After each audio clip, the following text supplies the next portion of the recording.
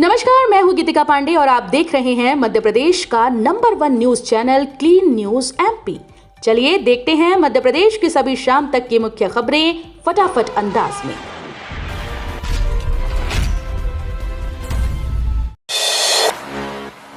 MP सरकार की नई पहल, दिव्यांगों के लिए एकीकृत नीति, वयस्कों हेतु विशेष आवास योजना तैयार।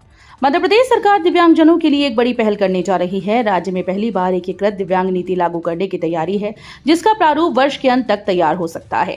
इस नीति के तहत 18 वर्ष से अधिक उम्र के मानसिक दिव्यांगों के लिए विशेष शेल्टर होम बनाए जाएंगे। सरकार अन्य राज्यों के मॉडल का अध्ययन कर बेहतर व्यवस्था लागू करेगी।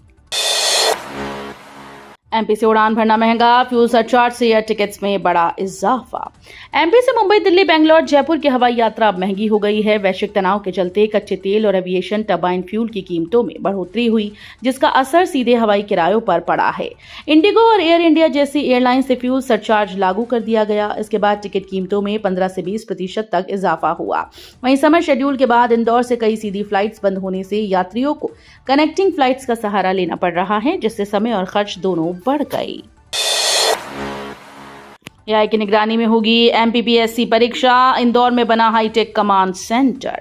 मध्य प्रदेश लोक सेवा आयोग ने परीक्षाओं में पारदर्शिता बढ़ाने के लिए बड़ा कदम उठाया। Madhya Pradesh public service commission की परीक्षाएं आर्टिफिशियल इंटेलिजेंस की निगरानी में होंगी। इंदौर में अत्याधुनिक कंट्रोल कमांड सेंटर बनाया गया, जहां से प्रदेश भर के परीक्षा केंद्रों की लाइव मॉनिटरिंग की जाएगी। ये व्यवस्था राज्य सेवा और वन सेवा प्रारंभिक परीक्षा 2026 से लागू होगी। सिंघस 2028 के लिए रेलवे का मास्टर प्लान, 50,000 क्षमता वाले होल्डिंग एरिया तैयार। उज्जैन में होने वाले सिंघस 2028 की तैयारियां तेज हो गई हैं। भीड़ नियंत्रण को लेकर रेलवे ने बड़ा मास्टर प्लान तैयार किया। स्टेशन पर 50,000 यात्रियों की क्षमता वाले होल्डिंग एरिया बनाए जा रहे हैं, जहां सुरक्षा जांच और टिकट वेरिफिकेशन के बाद ही प्लेटफॉर्म पर एंट्री मिलेगी। करोड़ों श्रद्धालुओं की संभावित भीड़ को देखते हुए ये व्यवस्था लागू की जा रही है।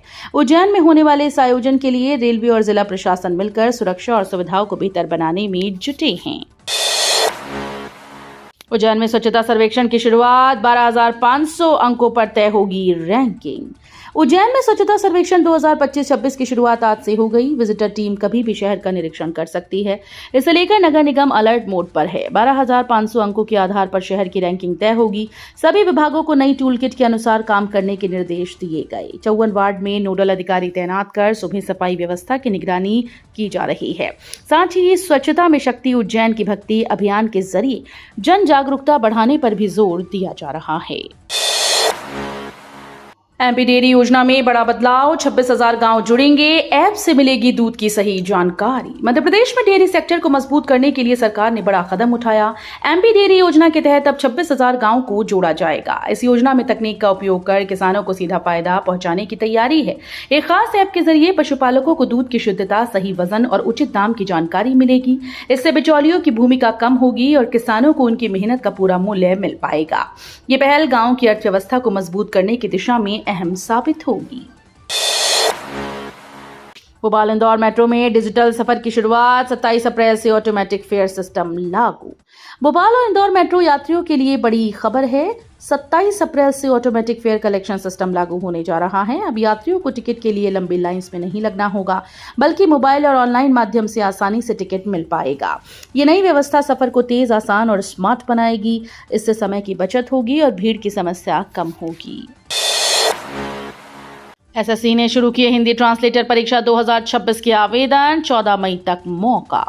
स्टाफ सिलेक्शन कमीशन ने कंबाइंड हिंदी ट्रांसलेटर परीक्षा 2026 के लिए आवेदन की प्रक्रिया शुरू कर दी है।